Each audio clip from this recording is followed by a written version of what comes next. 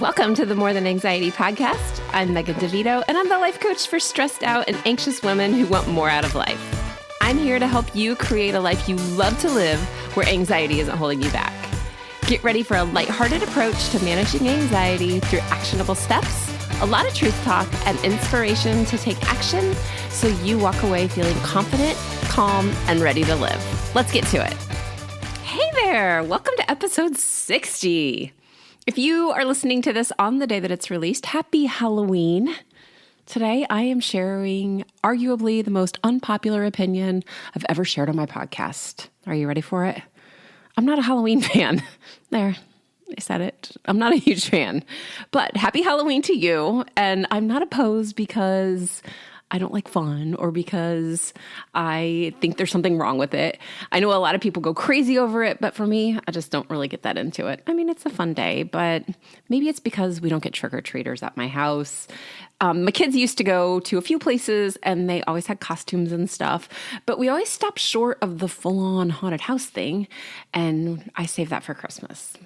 But I did have a few fun, like mother-son events I went to, and that was always the best part of Halloween for me. Anyways, if you are listening, I hope you have a very safe and fun Halloween. And instead of talking about zombies and monsters, I'm going to talk about other things that are much scarier and might last the whole year through for you. But I seriously hope not.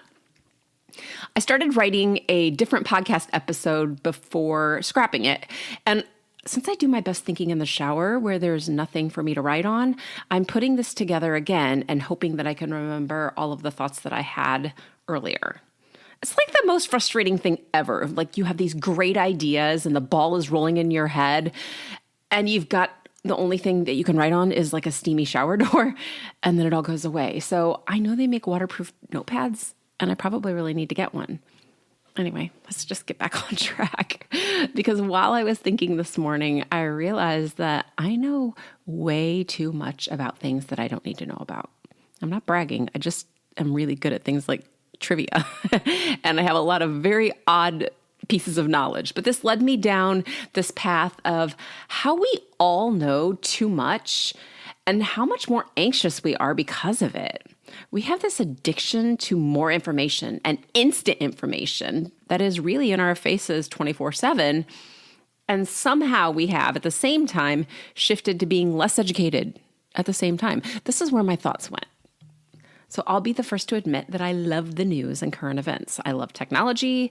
I love social media. And I'll also say straight up that I know enough to make me dangerous. I've said this before, but my mom has asked me several times, Megan, why do you know so much about symptoms? And she's even said that I should have been a doctor, which I think is hilarious because that would have thrown me right over the edge when I was super duper anxious and occasionally probably still would throw me over the edge. But I reminded her that I spent a lot of years Googling myself to death. So I've researched more than anyone ever should. But this isn't just true for people with health anxiety like I have.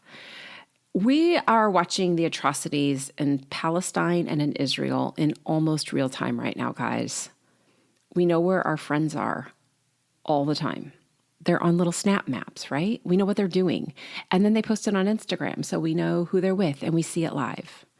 We can look up the temperature in any given location on the planet and compare it to the temperature 100 years ago anytime we want. We can see stars be born and die. It is fascinating.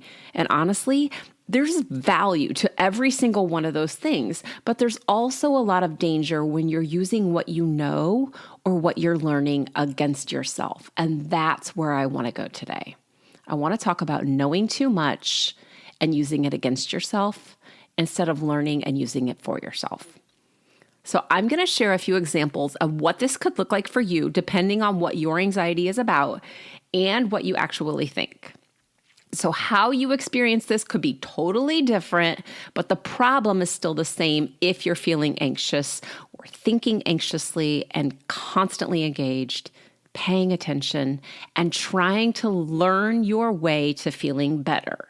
For me, I had health anxiety that was part of my life for almost 30 years. And during those 30 years, every time I heard about a disease, or if I knew somebody who had, or God forbid, had passed away from a disease, I immediately thought I might, then probably did have it too.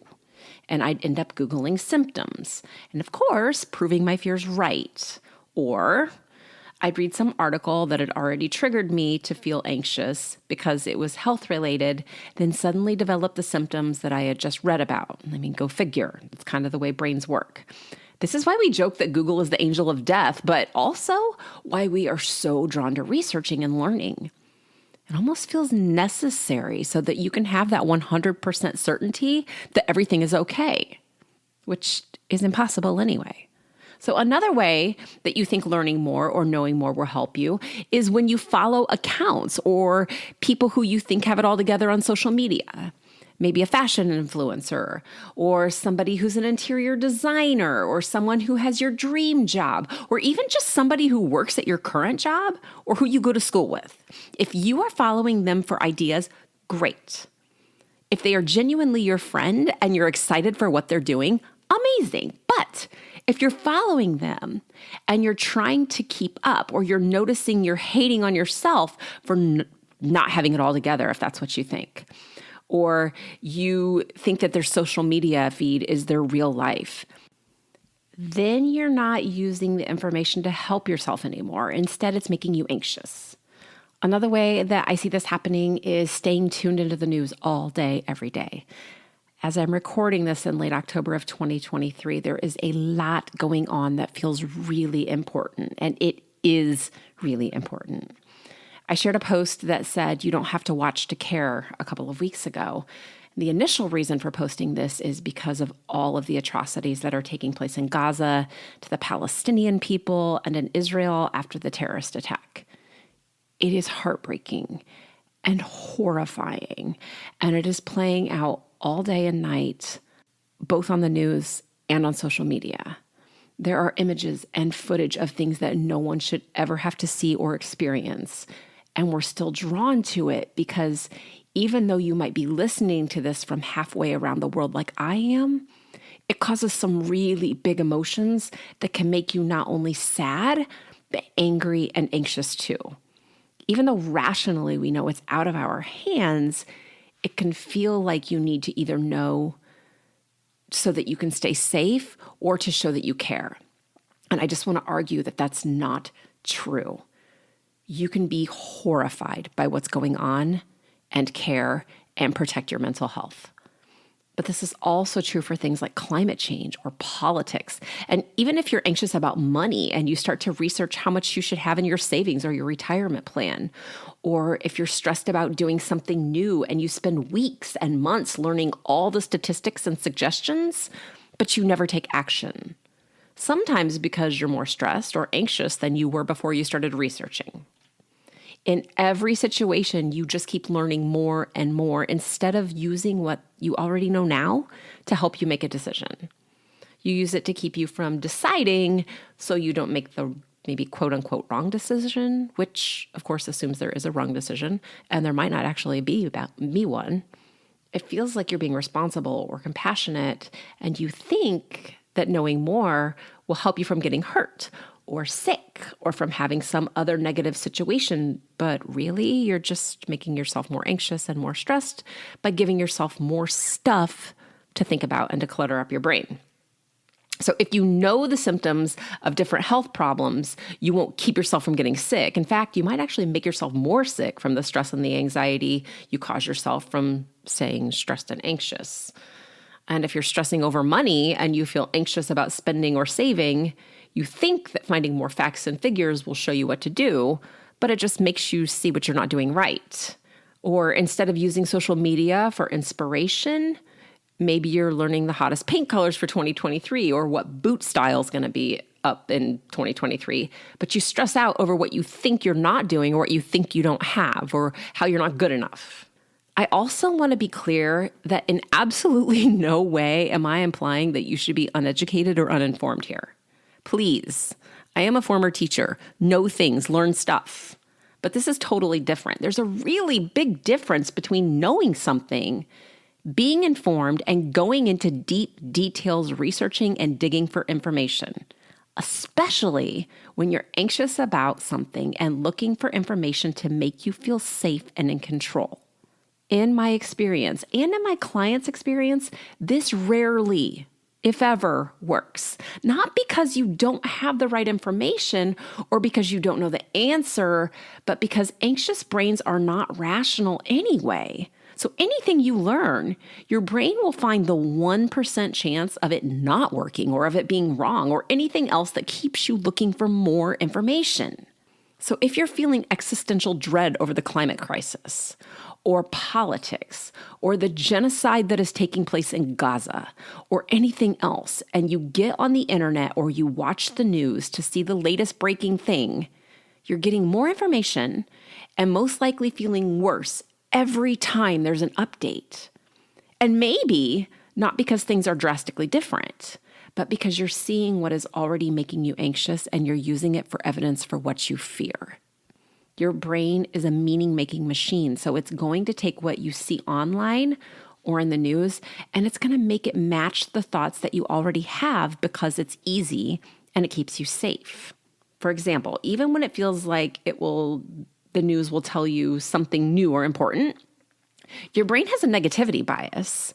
So it's going to gravitate to that when you're already anxious and looking for more information.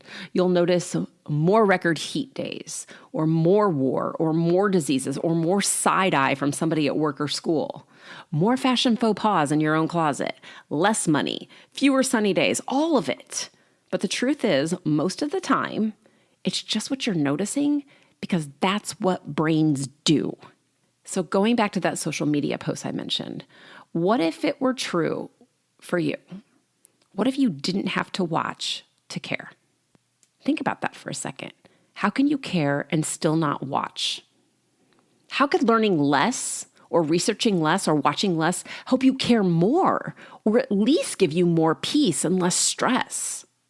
How could you feel more confident and safe?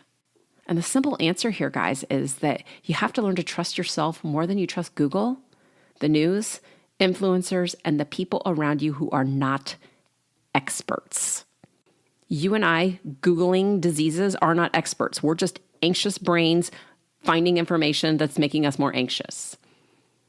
Unless you are an economist or you are an accountant, you Googling more about finances does not make you an expert. Go to one and learn to trust them and to trust yourself. To trust yourself, though, means you're not circling back over and over to learn more. You have to be able to think clearly and use the mountains of information that you've already collected, both the information that you know, but even more, the intuition that you have inside of you. And use the past experiences so that you don't ever have to research. What? Okay, imagine that. What if you could use your past experience and the knowledge you already have and not have to research anything else? How much more time are you going to have on your hands? We learn so much more from looking back than we ever give ourselves credit for. Part of what made me want to write this episode today when I was in the shower came from that thought alone. So before I jumped in the shower, I was doing my devotions in the morning, which I usually just read one chapter from my Bible, then do a daily devotion on the Bible app.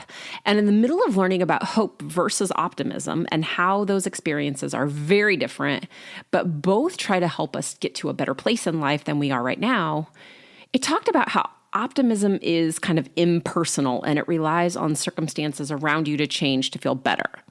So think of this for a second.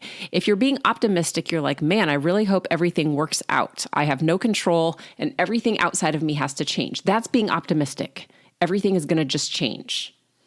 But hope is different. Hope, or more specifically, I suppose, biblical hope, since I was reading a Bible app thing, it relies on faith. And for me, that would be Jesus. But for you, it might be faith in God or Allah or the universe or something else, but specifically not circumstances to change because they've already changed and we can look back over our lives to see all of the progress that we've made, the times that we've been really anxious in the past and the things that we worried about in the past that never happened, or even to find evidence that things are the same right now as they were or better than they were not very long ago. we can see that transition from where we were to where we are, and we have the benefit of hindsight at our disposal, which is so much better. That's such personal information, so much more than anything you're ever going to Google or research on the internet. And this all starts with learning how anxiety feels inside of your body so you know what you're looking for. Knowing where you feel it inside your body and what it feels like, and again, that you felt it all before, helps you learn to trust yourself and to know that what you're feeling is normal for you. You learn about your own anxious feelings first instead of Googling the symptoms or what someone else has experienced or any of that. I have a really fun way to teach you guys how to do this that gets so specific that you'll learn what the anxiety inside of your body actually looks like, how it moves, maybe what it sounds like or smells like, and eventually what thoughts you really think that are keeping you anxious. But that comes second. So once you know how you feel, so you know when you feel anxious again, you can learn this by looking back over time, of course, and all the other times that you felt anxious before. Then you can use one of those ways that you might already know or that you've already learned from the internet or that I can teach you to ground yourself. And you might say, okay, I keep hearing this grounding thing. I don't even know what that means. Grounding means bringing yourself back into the present moment so you're not focused on the future and what you fear will happen, or on the past, like judging yourself or what you think you should have done differently. We can find the grounding technique that works best for you when we work together. There's lots of different ones. Everybody's got one that seems to fit best for them. We'll figure that out together. So you've learned what anxiety feels like, and you've learned how to calm yourself down and come back into the present. And now you can work on using the things you've already learned to learn more about the emotions and the experiences that are all knotted up inside of you, causing you to feel and think anxiously. None of this, though, is coming from more research, but slowly getting to know yourself and to trust yourself more. This is you learning about you first, and this is how everything changes. Because when you learn how anxiety feels in your own specific body, how to calm yourself down so that you can start to think. And remember, you can't think your way through feeling anxious. Your brain will not go there. When it's just trying to survive, it's just going to do the craziest thinking you've ever come up with, even when there isn't anything that's truly dangerous going on. Then we can start looking at the truth and what you think and what you feel and what you probably want to feel instead. And you start taking little baby steps to get there. And this probably sounds like it'll take forever, and I know that you want to feel good fast.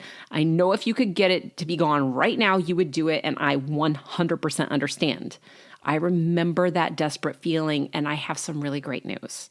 Nearly all of my clients notice a decrease in the intensity of their anxiety in less than a month. I'm talking sometimes 2 weeks, maybe 3, and they experience it less often in about 6 weeks. And by the time we finished working together, they are drastically different. They're calm. And feeling anxious isn't a problem for them anymore. And even if or when they do feel anxious, because they know what it is and that it's normal and that it goes away, they don't spiral out of control. When anxiety doesn't make you feel anxious, is it even actually anxiety? Is it a problem? That's it's kind of a circular question, right? Like, if you're anxious and you're not anxious, are you actually anxious? But when we are working together, they do things like they start traveling again, flying without the fear of getting sick on the plane, or even flying in general. They're booking flights. They're talking to people that they've never met and making new friends, even though they've told themselves that they're too anxious to talk to people. They're going out and going after new levels in their career. They've gone from saying, I'm not smart enough, I'm not capable enough, this person's better than me, to going after that new level. They are embracing their creativity and creating new art and new music and new plays and new ways of working out. They're having more fun with their kids. They're having more honest conversations, and they're becoming closer with their spouses and partners. They're working out because they have more energy and eating healthier because it makes them feel good. They're going to school again. The last one is a success that I am so proud of. yes, going to school again. So many kids are missing school because they're too anxious to get out of the car and go into the building. And these kids that I'm working with and the kids that I've coached they're going to school. That is a huge and necessary change, and I am so proud of them. So if you're not feeling the hope after hearing that, my guess is that you're thinking that you can't do it. Or you're thinking, I'm not sure, but I want to ask, what if you could? Like, what if it's actually possible? What if you could feel more calm and relaxed for the holidays? Thanksgiving, Hanukkah, Christmas, New Year's. What if you could book the flight to avoid cabin fever for January and February? What if you could go after the promotion that you want? Or ask the person out that you've been wanting to ask out? What if you could mend your old relationships with people in your friends or family that you want to reconnect with? Would it be worth it? Would it be worth taking that chance? You get to decide, because your life beyond stress and anxiety begins with a decision. You can decide right now to change how your body feels and how you respond when you're anxious, so anxiety loses its power. And the question isn't, I don't know if I'm ready. Am I ready? The question is, have I decided to be ready? Ready is just a decision. So you can talk to me about how I can make your decision a reality. And you can do that by scheduling a consultation call with me. There's a link in the show notes that's going to take you to my calendar. You just click the link, you pull up your calendar and pick a date that works for you and give me a call at that time. You're going to get a reminder, like a text confirmation. It'll have my phone number on it. You just give me a call and we're going to talk. And on the call, we'll talk about what you know right now makes you feel anxious. We'll talk about what else you think that you need to know. And we'll come up with a way for you to start trusting yourself so that you already know the right thing to do. You know, I promise you do. You just might need a little guidance to get there.